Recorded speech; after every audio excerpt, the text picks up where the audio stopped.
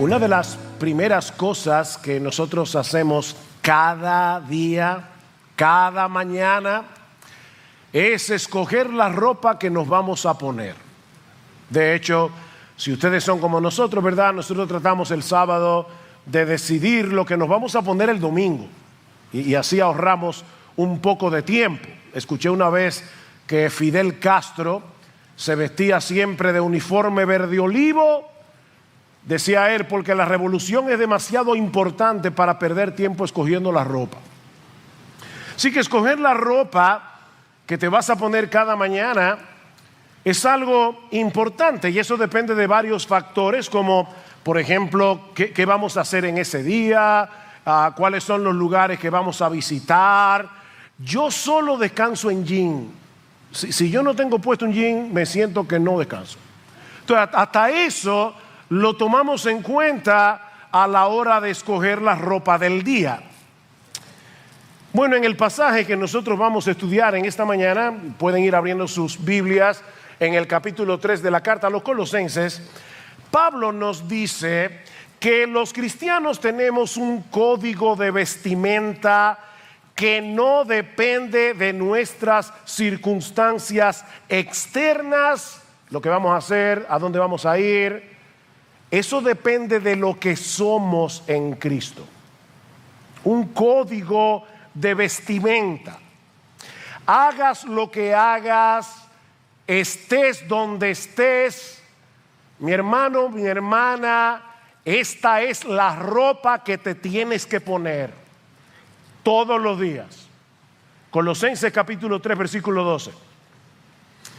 Entonces, como escogidos de Dios, santos y amados, revestíos, vístanse de tierna compasión, bondad, humildad, mansedumbre y paciencia, soportándoos unos a otros y perdonándoos unos a otros si alguno tiene queja contra otro. Como Cristo os perdonó, así también hacedlo vosotros, y sobre todas estas cosas vestíos de amor, que es el vínculo de la unidad. Hasta este punto de la carta, Pablo ha venido hablando acerca del cambio radical que se ha producido en nosotros los creyentes debido a nuestra unión con Cristo.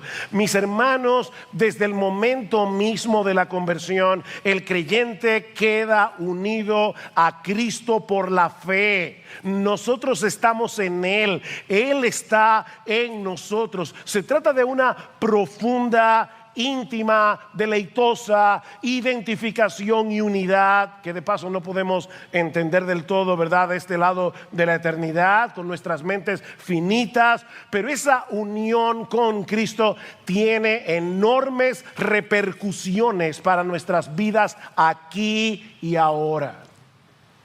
En Colosenses capítulo 3, versículo 3, Pablo dice que tú y yo hemos muerto con Cristo. En el capítulo 3, versículo 1, Pablo dice que tú y yo hemos resucitado juntamente con Él. En el versículo 3, Pablo dice que nuestra vida está escondida con Cristo en Dios. En el versículo 11, Pablo dice que Cristo es el todo en todos. Cristo es nuestro todo. Cuando Cristo murió en la cruz del Calvario, Él firmó el acta de defunción de ese viejo yo, esclavo del pecado, que tenía un montón de cuentas pendientes con la justicia de Dios. Mi hermano, piensa en todos los pecados que tú has cometido en toda tu vida, los que vas a cometer, lo que te resta. El viejo yo que cometió todos esos pecados está muerto. Muerto juntamente con Cristo. Pero no solo eso, no solo hemos muerto con Cristo, sino que también resucitamos con Él para comenzar a vivir una nueva vida, una nueva vida que es energizada por el Espíritu de Cristo que mora en nosotros. El teólogo norteamericano Michael Horton lo dice de esta manera: Dios no viene a nosotros a mejorar nuestra vida, sino a acabar con ella. ¿Oíste eso? Dios no vino a hacernos una mejora, Él vino a acabar con nosotros, no a transformar al viejo Adán, sino a matarlo y a resucitarnos juntamente con Cristo para andar en novedad de vida. Si estamos en Cristo, somos una nueva creación. Las cosas viejas pasaron. De manera, mis hermanos, que la verdadera santidad no consiste únicamente en darle muerte a los pecados que caracterizaban a nuestro antiguo yo. No, la verdadera santidad también consiste en el desarrollo de un carácter que es conforme a nuestra nueva identidad en Cristo. Y ese es el primer aspecto que Pablo enfoca en nuestro pasaje, nuestra nueva identidad en Cristo. Vean el versículo 12 otra vez. Entonces, como escogidos de Dios, santos y amados, revestidos. Escogidos de Dios, santos y amados. Esa es nuestra identidad. Hace unos años ocurrió un hecho muy lamentable en un show en Las Vegas, cuando un tigre blanco, que por cierto murió hace unos años atrás, atacó al ilusionista Roy Horn, lo mordió en el cuello y comenzó a arrastrarlo por el escenario delante de todo el público que miraba horrorizado lo que estaba sucediendo. De hecho, quedó en gravedad por un buen tiempo. Y aunque Horn sobrevivió al ataque, ese fue el final de su carrera como ilusionista. Recientemente, uno de los hermanos que estuvo con nosotros en el intensivo pastoral hizo referencia a este incidente y más específicamente al comentario que hizo un comediante norteamericano que dijo lo siguiente refiriéndose a lo que había sucedido esa noche. Dice: ese tigre no se volvió loco, ese tigre se volvió tigre. ¿Sabes cuándo estaba realmente loco? Cuando andaba en un monociclo con un casco de Hitler, porque eso era parte del show. Mis hermanos, aunque lo sucedido esa noche fue espantoso, deberíamos esperar que un tigre se comporte como un tigre, no como un payaso. Lo raro es que se comporte como un payaso. Bueno, lo que Pablo está diciendo aquí es que si tú y yo somos cristianos, se debería esperar que nos comportemos como cristianos. Nosotros tenemos una identidad, una nueva identidad, una nueva naturaleza. Lo que Pablo está diciendo aquí es que si hemos muerto y resucitado con Cristo de tal manera que Él es ahora el todo y en todos, vivamos a la luz de esa realidad. Hay algo que Dios ha hecho por nosotros y en nosotros que hace del pecado una incoherencia. A veces uno se pone una ropa para ir a cierto lugar y dice: no, esa ropa no es apropiada. O a veces los esposos, ¿verdad?, que no tenemos el sentido de la estética que tiene nuestra esposa, nos dice: esa corbata no te pega. Mis hermanos, hay algunas piezas de ropa que no nos pegan si somos cristianos. ¿Qué dice Pablo en el versículo 5 otra vez? Por tanto, considerad los miembros de vuestro cuerpo terrenal como muertos a la fornicación, la impureza, las pasiones, los malos deseos, la avaricia, que es idolatría. Eso no te pega. Pues la ira de Dios vendrá sobre los hijos de desobediencia por causa de estas cosas, en las cuales vosotros también anduvisteis en otro tiempo cuando vivíais en ellas, pero ahora desechad. Ve a tu closet y toma esa ropa sucia, contaminada, maloliente, y bótala. Desechad también vosotros todas estas cosas: ira, enojo, malicia, maledicencia, lenguaje soez de vuestra boca, la mentira. Versículo 9: porque os habéis vestido del nuevo hombre, el cual se va renovando hacia un verdadero conocimiento conforme a la imagen de aquel que lo creó. Somos un nuevo hombre en Cristo. Y ahora debemos vivir como lo que somos. Él murió en la cruz del Calvario para restaurar en nosotros la imagen de Dios. ¿Y saben dónde vemos la imagen de Dios? Plasmada en Cristo.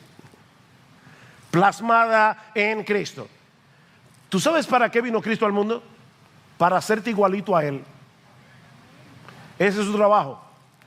Él te rescató, Él te libró de la esclavitud del pecado. Él está obrando en ti por su Espíritu para hacerte como Él. Fue con ese propósito en mente que Dios en su amor nos escogió. Versículo 12, entonces como escogidos de Dios, santos y amados, revestidos de tierna compasión, bondad, humildad, mansedumbre, paciencia, revestidos de Jesús.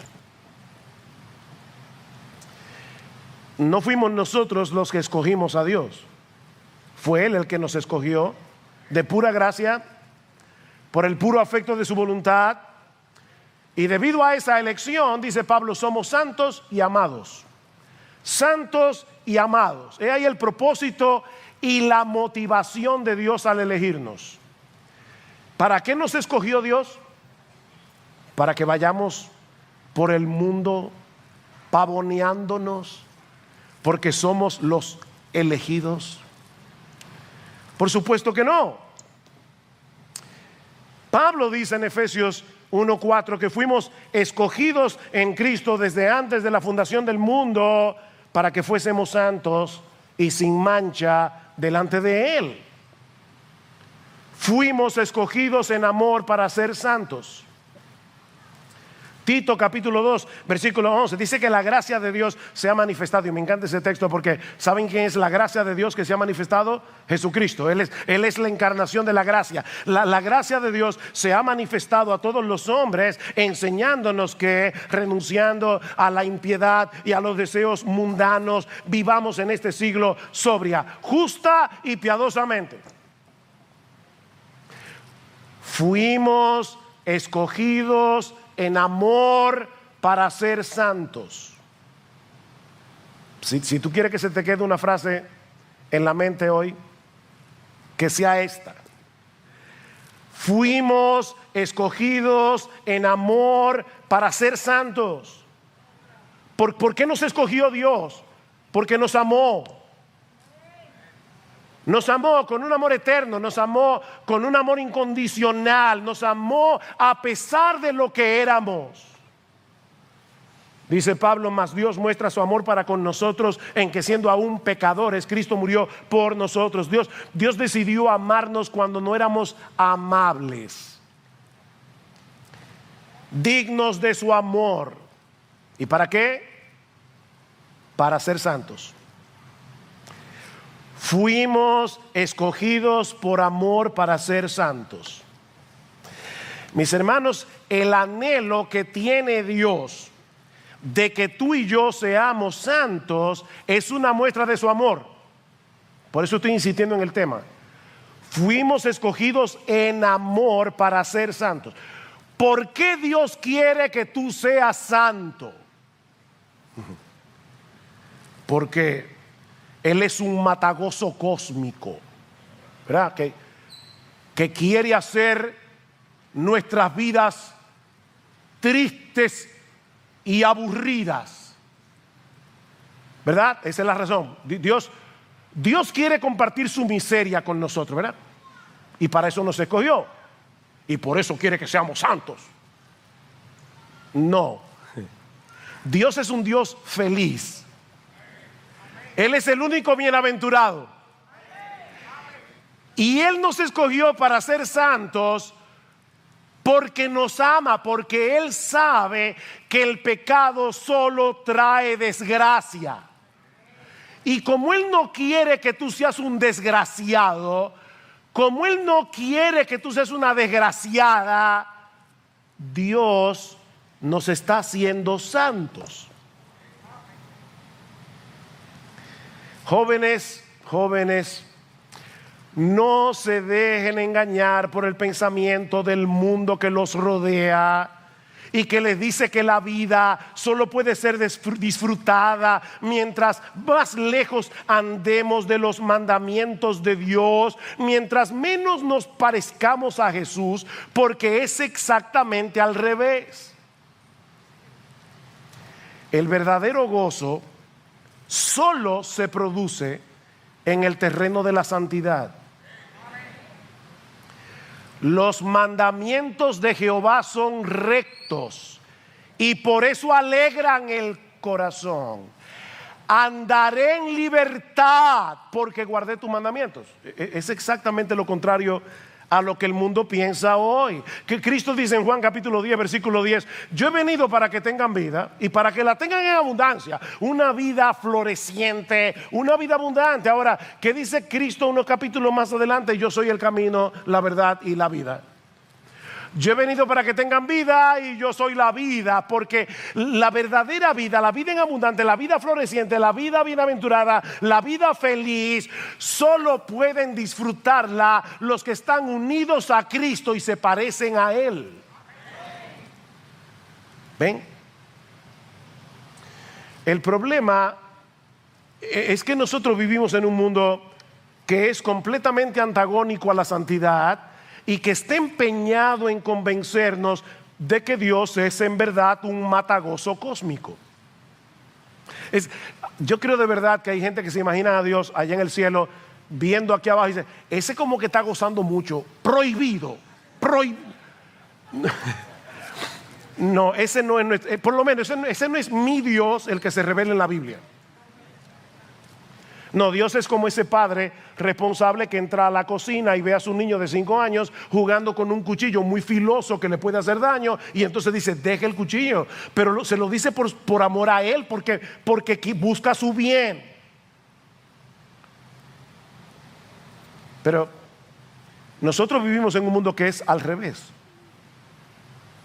En estos días se llevó a cabo en el país el concierto de Bad Bunny.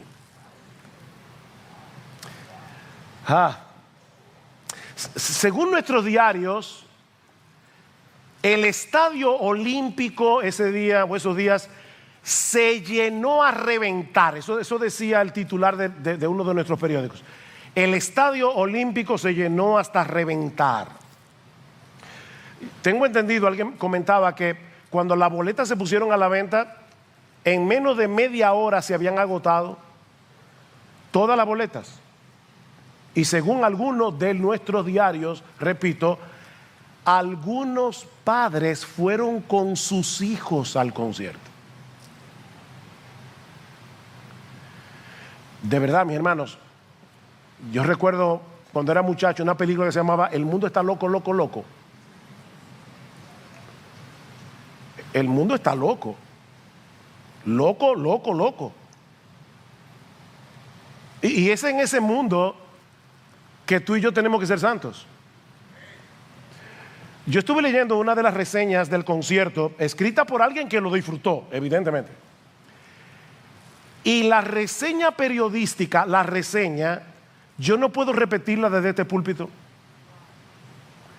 O sea, la periodista contando lo que pasó en el concierto y ella gozándolo, las cosas que ella dice en el periódico, yo no puedo repetirla en este púlpito. Y hay padres que estaban ahí con sus hijos. Ese tipo de groserías, porque es una grosería, son exaltadas, aclamadas. Los cantantes como Bad Bunny reciben premios porque el mundo exalta eso como libertad de expresión. Gracias al Señor que todavía hay personas en el mundo que tienen suficiente gracia común para ver estas cosas como lo que son. Yo estuve también leyendo en otra parte a un artista que le preguntaron qué pensaba de Bad Bunny. Y él dijo: yo no quiero que den mi nombre porque esto es una mafia, así mismo. Aquí hay una mafia disquera que hace de ese tipo de gente una gente famosa, porque dice él, ni es arte, ni es música, ni es nada, pero yo no quiero ser atacado por esa mafia, así que yo no quiero que se diga mi nombre. Oigan cómo está el mundo. Pero él dice ¿Qué yo pienso de Bad Bunny? Es un espectáculo que la vorágine empuja para que los jóvenes vayan a embrutecerse. Están siendo manipulados porque ahí es donde se le venden las drogas, alcohol, prostitución, fármacos. Eso lo dice un inconverso que está en la industria. Porque el negocio es redondo, dice él. Lo que promueven no es a un cantante, es una figura, un símbolo de la decadencia, la derrota cultural, la deconstrucción de los valores y la familia, la desaparición del vínculo intergeneracional, la ruptura entre los padres y los hijos. Es el triunfo de la ignominia, la mediocridad y la ignorancia. Son letras perversas que si tú logras descifrarlas, verás que son balbuceos soeces, monótonos, embrutecedores. Es triste y lamentable que los niños oigan esas expresiones desde la primaria y por imitación se promueva esa forma tan primitiva y tan básica de ver la vida. Es un tema de propagación y de contagio. Estos supuestos artistas no cantan, y aunque cantaran, ¿de qué sirven si los ponen a cantar esa asquerosidad? Óigame, eso lo está diciendo un impío, que es asqueroso. Oye, qué raro que los pastores están hablando de eso. Bueno, déjame decirte que mis pastores me pidieron que no dejara de mencionarlo. Porque, hermanos, nosotros no podemos ser simples. Nos están dañando a nuestros hijos. Es en medio de esa basura, porque es una basura, que nosotros debemos ser santos. Lo que es normal y aceptable para el mundo, para nosotros debe ser motivo de rechazo y debe ser motivo de aflicción. Mira, mi amado hermano, mi amada hermana, y por si acaso, no estamos diciendo esto porque hayamos sabido que alguien aquí haya ido a este concierto. Yo supongo que no. No, de verdad, en serio, de verdad, no he sabido de nadie, para que no digan, están tirando indirecta. No, aquí ustedes conocen a sus pastores. Si nosotros supiéramos de alguien que fue al concierto, lo abordaríamos directamente, porque eso es una barbaridad. Ahora, y por amor, porque amamos al hermano o a la hermana, a quien sea, pero no es por eso que lo estamos trayendo, por si acaso. Pero óyeme, aunque tú no hayas ido al concierto, que yo espero que no, obviamente, si ese tipo de cosas no te afligen, es porque sin darnos cuenta nos estamos acostumbrando al mal olor. Ese es el problema aquí. Es como la gente que vive en lugares que tú dices, pero ¿cómo hay gente que vive alrededor de Duquesa, el vertedero? Tú vas ahí y no aguantas del olor, pero hay gente que vive ahí. Es que a todo se acostumbra uno. Nos estamos acostumbrando a no ver algo tan malo, a pesar de que Dios lo vea nauseabundo. Ay de los que a lo malo dicen bueno y a lo bueno malo, que hacen de las tinieblas luz y de la luz tinieblas y de las tinieblas luz, que ponen lo amargo por dulce y lo dulce por amargo. Mis hermanos, Cristo murió por nosotros y nos cambió desde adentro para que a lo malo llamemos malo y a lo bueno bueno. Efesios capítulo 5, versículo 3. Pero que la inmoralidad y toda impureza o avaricia ni siquiera se mencionen entre vosotros como corresponde a los santos, ni obscenidades, ni necedades, ni grosería. O sea, Bad Bunny y todos los que son como él. El texto griego aquí dice Bad Bunny. No, pero casi. Necedades, groserías que no son apropiadas, sino más bien acciones de gracias. Porque con certeza sabéis esto, que ningún inmoral, impuro o avaro que es idólatra tiene herencia en el reino de Cristo y de Dios.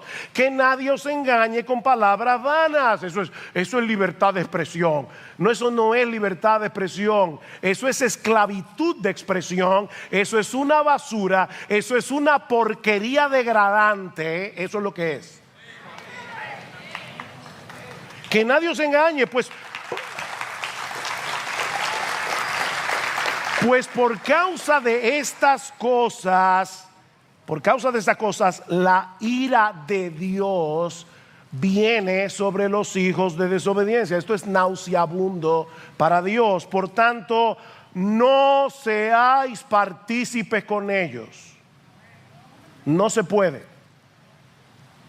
Porque antes erais tinieblas. Ven, otra vez la identidad. Pero ahora sois luz. En el Señor andad como hijos de luz, porque el fruto de la luz consiste en toda bondad, justicia, verdad. ¿Son esas cosas las que se oyen en esos conciertos? Examinando qué es lo que agrada al Señor.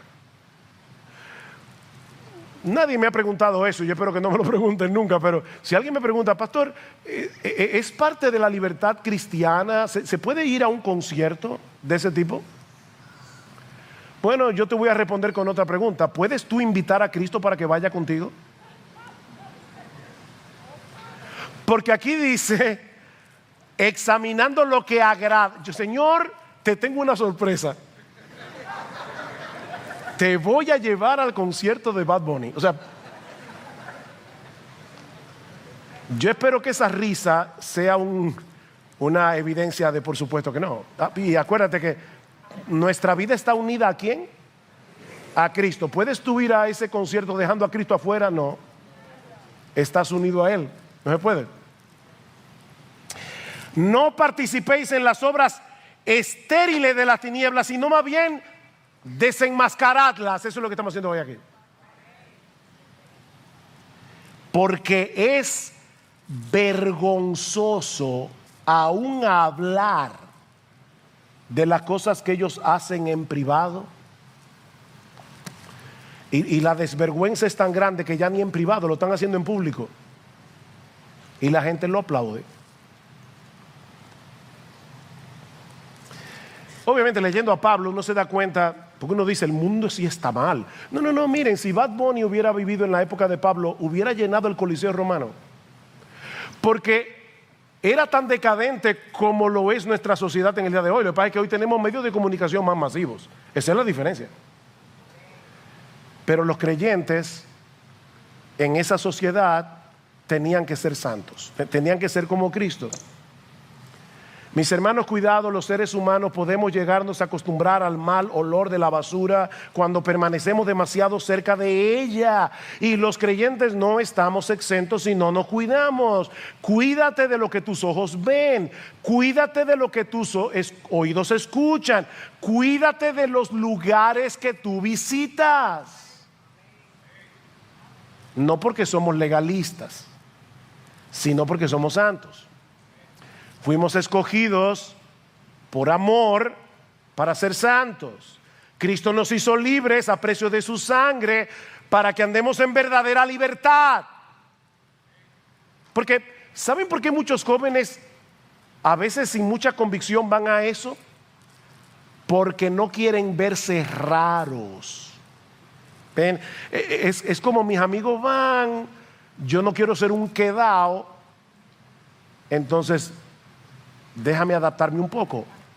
Ok, lo que te estoy diciendo es que Cristo compró libertad para ti a precio de su sangre, para que tú no te dejes arrastrar por ese disparate. O sea, para que tú digas, no, yo prefiero no oler basura. Así que como Cristo me hizo libre, es para que yo pueda decir que no. Y pueda decir que sí a lo que tengo que decir que sí, porque ahora somos al revés de lo que éramos cuando éramos incrédulos. Mis hermanos, Cristo nos escogió para transformarnos gradualmente, para que seamos cada vez más como Él.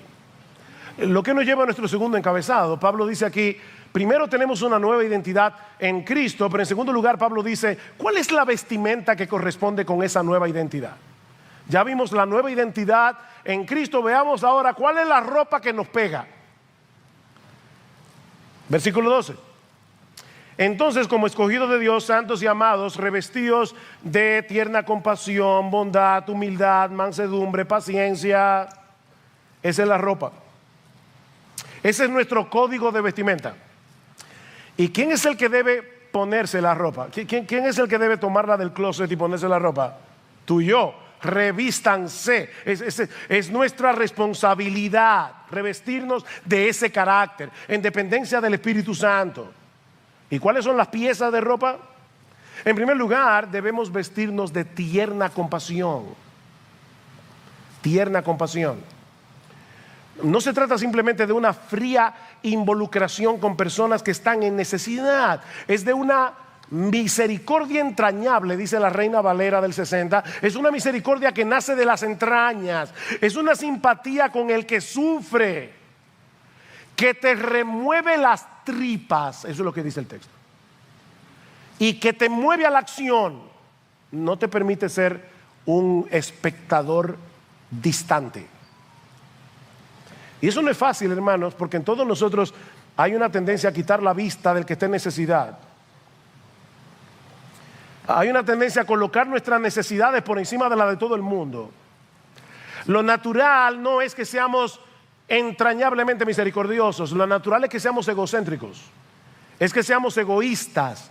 ¿Cómo podemos luchar contra la tendencia del corazón de tal manera que podamos vencer la indiferencia, el egocentrismo y vestirnos de entrañable misericordia? El Evangelio. Dios tuvo misericordia de ti y de mí cuando éramos unos miserables.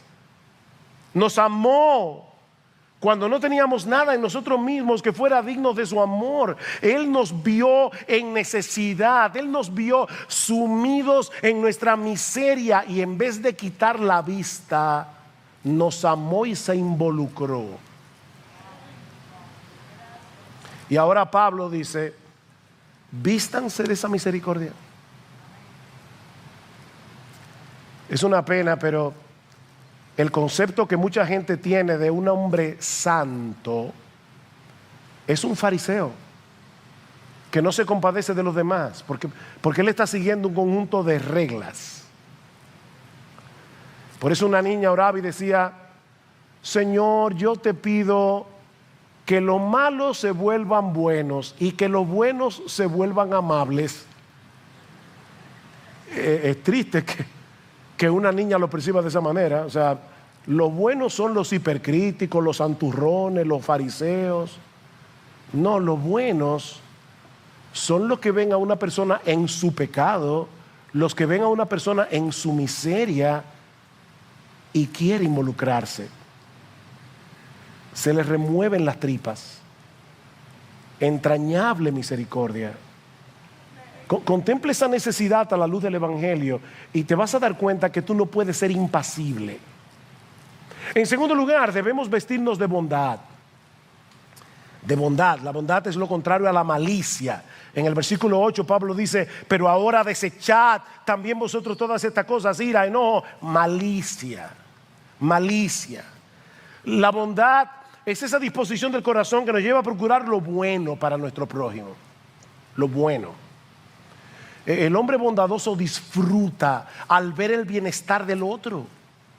Está dispuesto a sacrificar sus intereses personales para que el otro reciba un bien. Es, como dice alguien, amor es tu felicidad a costa mía. Eso es la bondad.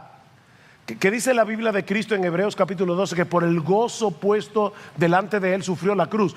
Por el gozo puesto delante de él. ¿Cuál era el gozo de Jesús? Bueno, en primer lugar, hacer la voluntad de su Padre. Eso le daba gozo. Mi comida es hacer la voluntad del Padre. Pero en segundo lugar, ¿sabe cuál fue el gozo de la cruz? Tu salvación y la mía. Por el gozo puesto delante de él. Cristo vio al pueblo que iba a comprar con esa sangre y dijo, Padre, estoy dispuesto a morir en esa cruz. Y ahora Pablo está diciendo, tú eres uno de los beneficiarios de eso. Vístete de bondad. En tercer lugar, debemos vestirnos de humildad. De humildad. La humildad es esa actitud de la mente que nos lleva a vernos tal cual somos, pecadores, gusanos del polvo, merecedores de la ira de Dios, y nos lleva a ver a Dios como lo que Él es. O sea, la humildad es verte a ti como lo que eres, ver a Dios como lo que Él es. Eso es humildad. Y actuar en consecuencia. No se trata del individuo que dice o piensa, yo no puedo hacer nada bien. Hay personas que creen que ser humilde significa, fulano, tú pudieras dar una clase de escuela dominical. Ay no, yo soy un inútil. No, o sea, ¿cuáles son los dones que Dios te dio? Ponlo en funcionamiento en el pueblo de Dios, para el beneficio del pueblo de Dios. Humildad es saber que tú tienes un don, pero que ese don te lo dio Dios. Entonces tú pones tu don en operación, pero la gloria no te la llevas tú. La gloria se la lleva a Él, porque Él fue que te dio ese don.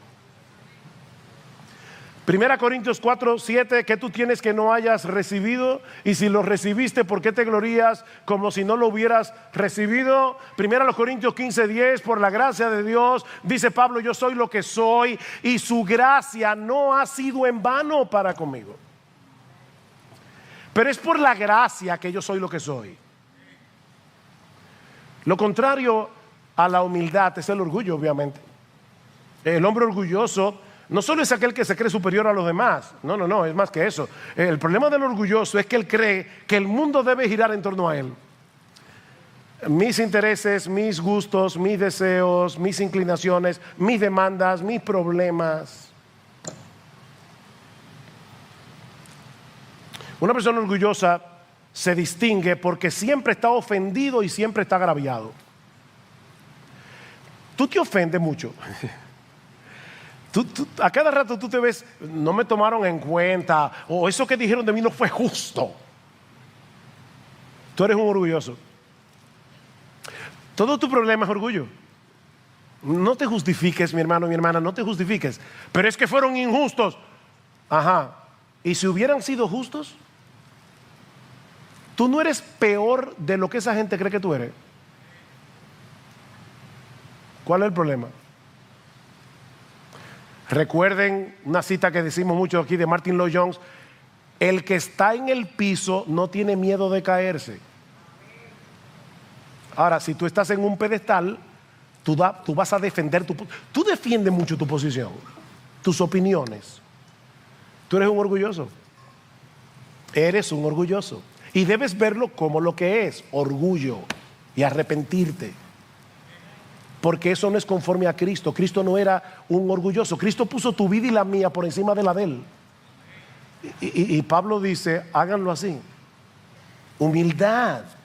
Haya vosotros este mismo sentir que hubo también en Cristo Jesús. Filipenses 2:5, el cual siendo en forma de Dios no estimó el ser igual a Dios como cosa que aferrarse, sino que se despojó a sí mismo, tomando forma de siervo, hecho semejante a los hombres, y estando en condición de hombre, todavía se humilló más hasta el punto de la muerte, y muerte de cruz.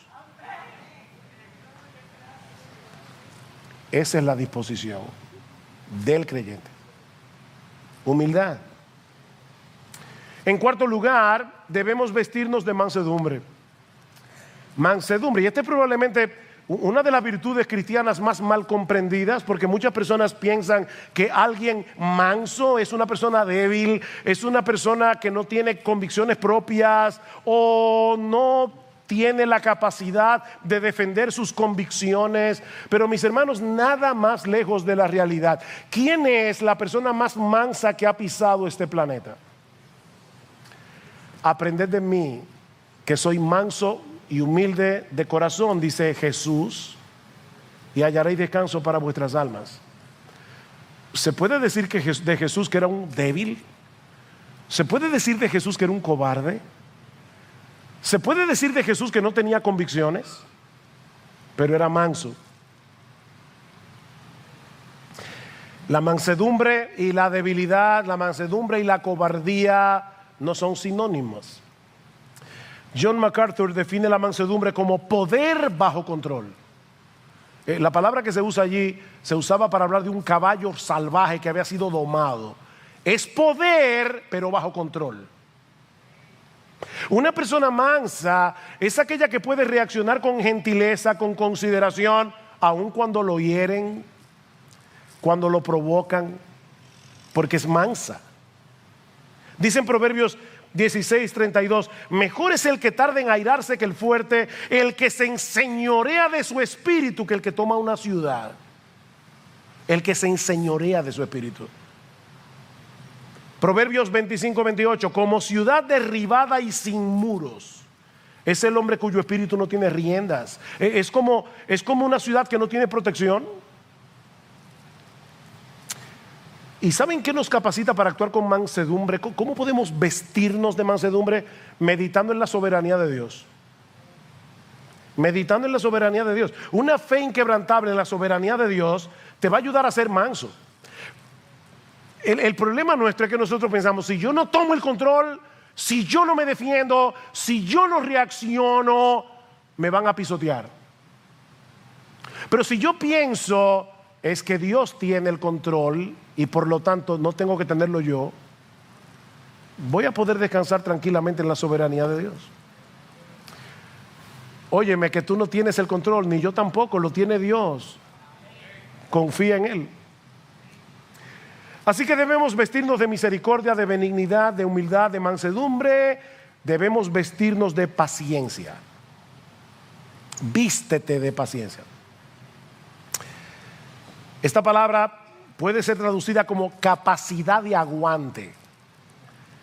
Capacidad de aguante.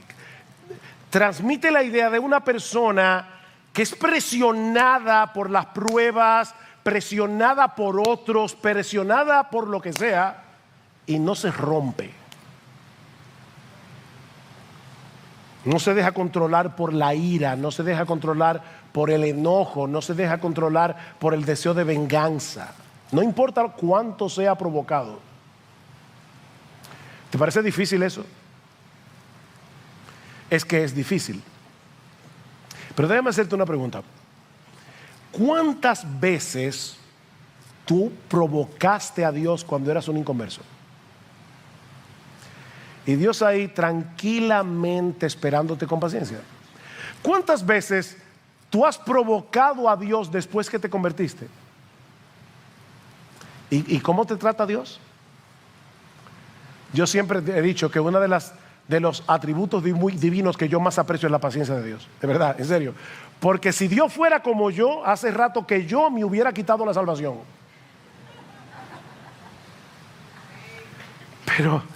Pero Dios no es como yo y por eso soy salvo todavía. Porque Él es paciente. Y lo que Pablo te está diciendo es, ok, mira cómo Dios te trata a ti, vístete de esa paciencia. Todos los días, vístete de paciencia. He ahí las virtudes que deben manifestarse en nuestras vidas ahora que somos cristianos. Ahora, ¿qué sucedería en nuestras relaciones personales si toda la iglesia tomara en serio este código de vestimenta? Mis hermanos, ¿qué pasaría en nuestra relación con nuestras esposas? ¿Qué pasaría en nuestra relación con nuestros hijos si todos los días, cuando nos levantamos por la mañana, nos vestimos intencionalmente de entrañable misericordia, bondad, mansedumbre, humildad, paciencia? En otras palabras, ¿qué pasaría si cada día nos empapáramos del Evangelio? Y le pedimos al Señor, Señor, ayúdame a actuar en consonancia. Bueno, Pablo lo dice, ¿qué va a pasar? Versículo 13, soportándoos unos a otros y perdonándoos unos a otros si alguno tiene queja contra otro. Nosotros no fuimos salvos para ir solos al cielo. Fuimos salvos para ser parte de una comunidad, la nueva humanidad creada por Cristo. Somos parte de su pueblo. Y noten que Pablo presupone que en el contexto de ese pueblo, de nuestra interacción con los hermanos, habrá problemas. Yo a veces veo a los hermanos que se extrañan porque tienen un malentendido con alguien en la iglesia. Wow, de verdad. Sí. Es por eso que algunos cristianos se vuelven fugitivos eclesiásticos. Van saltando de una iglesia a otra. De que tienen un problema aquí se van para acá. Y si lo que tienen un problema aquí se van para allá. Son fugitivos.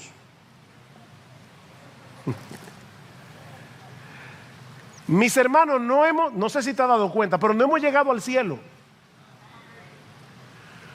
Todavía estamos rodeados de personas que tienen pecado remanente, como tú lo tienes también.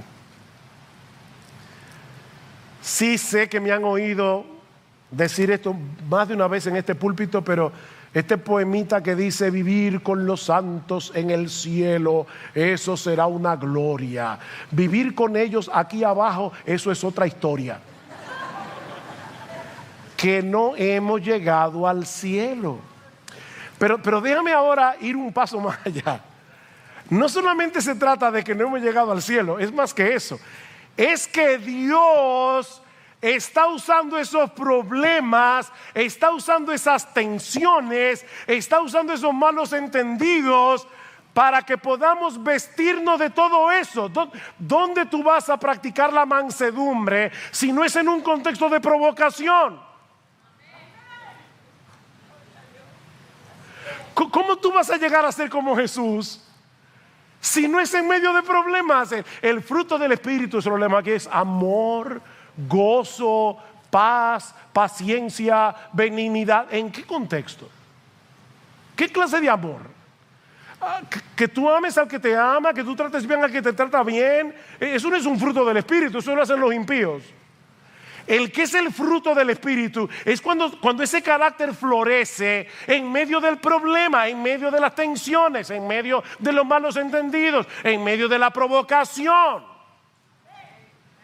¿Saben que hay cristianos que prefieren no involucrarse en ningún ministerio de la iglesia para no tener problemas? Increíble. Yo prefiero de lejito,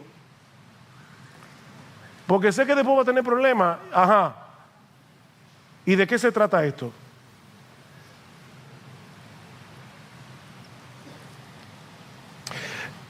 La diferencia, mis hermanos, es que ahora nosotros podemos lidiar con esos problemas de una manera diferente a cómo el mundo trata con sus conflictos.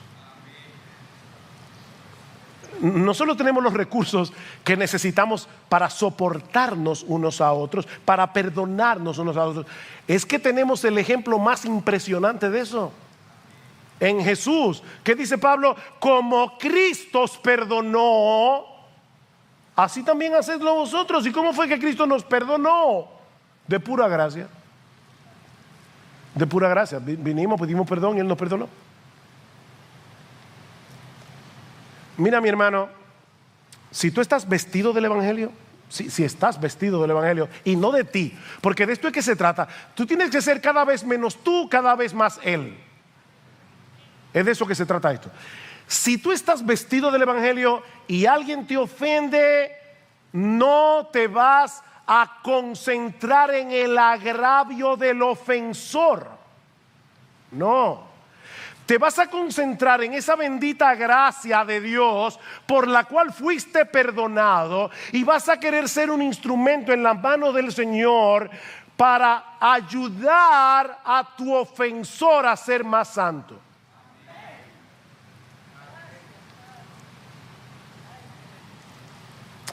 Efesios 4, 31. Sea quitada de vosotros toda amargura, enojo, ira, grito, maledicencia, toda malicia. Quítense eso. Sed más bien amables unos con otros, misericordiosos, perdonándoos unos a otros, así como también Dios os perdonó en Cristo. Sed pues imitadores de Dios como hijos amados y andad en amor. Andad en amor.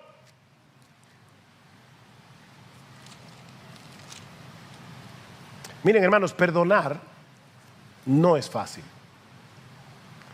Perdonar duele. Los que fueron al retiro de matrimonios este fin de semana me escucharon traer esta cita de Andrés Seu, que es un editor, columnista de la revista World Magazine. Él describe el perdón como una transacción matemática brutal. Eso es el perdón.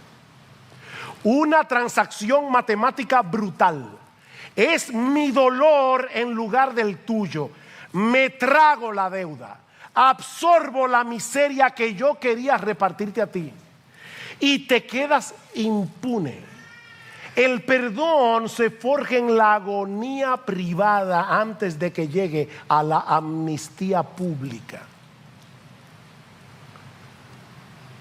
¿No fue eso lo que hizo Dios con nosotros? Él se tragó la deuda. Cristo la absorbió en la cruz. Y ahora Pablo te está diciendo, tú fuiste beneficiario de eso. ¿Y por qué tú no puedes perdonar? ¿Por qué tú no puedes perdonar? ¿Qué deben hacer los beneficiarios de ese amor? Andar en amor. Pablo concluye diciendo, y sobre todas estas cosas, este es el coat ahora, ¿verdad? Nos pusimos la ropa, ahora nos ponemos el cover, el coat. ¿Cómo dice? Se me fue la palabra. El sobre todo. Vestido de amor, que es el vínculo de la unidad, o el vínculo de la perfección, traduce Hendrickson. Si hay algo claro en la Escritura, es el lugar preeminente del amor en la vida del creyente. En esto conoceráis todos que son mis discípulos, si tuvierais amor los unos por los otros. Ahora permanecen la fe, la esperanza y el amor. Estos tres, pero el mayor de ellos es el amor. El fruto del Espíritu es amor. El amor es preeminente. ¿Es el amor lo que mantiene la cohesión de la iglesia? ¿Es el amor lo que hace posible que seamos entrañablemente misericordiosos, bondadosos, mansos, humildes, pacientes? Es el amor. En otras palabras, es el amor lo que nos hace cada vez más semejantes a Jesús. Porque recuerden, mis hermanos, a final de cuentas es de eso que se trata todo. No es seguir un conjunto de reglas, es ser como Jesús. Por eso Pablo lo resume todo en Romanos capítulo 13, versículo 14, dice, vestíos del Señor Jesucristo. ¿Qué debemos hacer?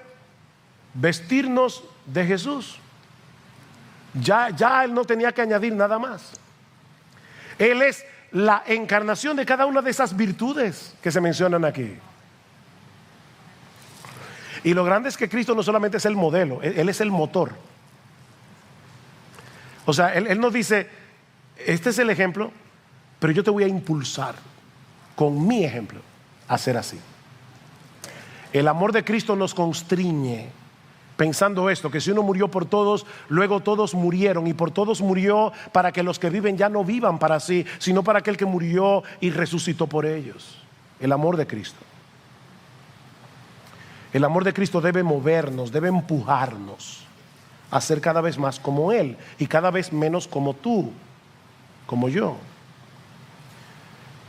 El Evangelio es el único combustible que puede mantener a un creyente en el camino de la obediencia de una manera sostenida y gozosa. El Evangelio. Michael Horton otra vez dice que la vida cristiana es como un bote de vela con el más sofisticado sistema satelital de GPS. Eso es el Evangelio, esa es la vida cristiana. La ley moral es el sistema GPS satelital. Ahí yo veo lo que tengo que hacer. Pero el Evangelio es el viento que mueve el bote. Recuerden que es un bote de vela. En la misma medida en que nos empapemos del Evangelio de la gracia de Dios, en esa misma medida tendremos la motivación necesaria para vivir a la altura de lo que ahora somos. Recuerda, fuimos escogidos en amor para ser santos.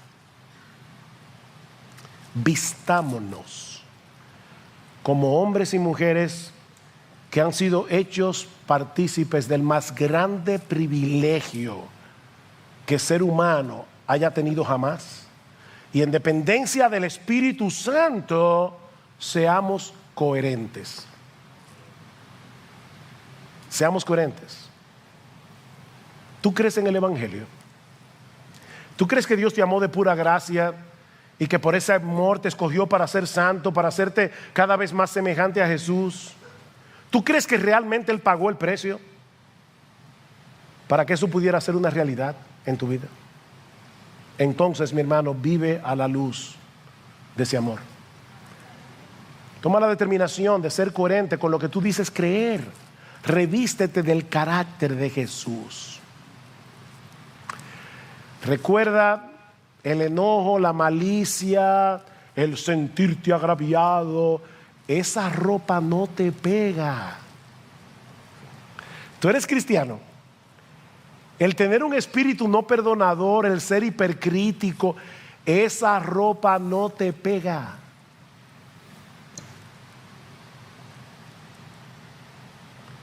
En vez de justificar tus actitudes que son contrarias a Jesús, acude continuamente al trono de la gracia, como una persona necesitada, porque Dios ha prometido que allí encontraremos gracia para el socorro oportuno. Señor, yo no puedo, pero todo lo puedo en Cristo que me fortalece. Y si tú estás aquí sin Cristo, mi amigo, déjame decirte que esa gracia está disponible para ti. Siempre que reconozcas tu pecado, siempre que vengas a Dios en arrepentimiento y fe, confiando únicamente en ese inocente, en ese que era perfecto en santidad, pero que aún así murió como un criminal en una cruz, para que todo aquel que en él cree no se pierda, mas tenga vida eterna. Si vienes arrepentido y reconociendo tu pecado, tu necesidad de un Salvador, serás recibido, aceptado, perdonado, adoptado en esta misma hora, porque Él ha prometido que no va a desechar a nadie que venga a Él, clamando por misericordia.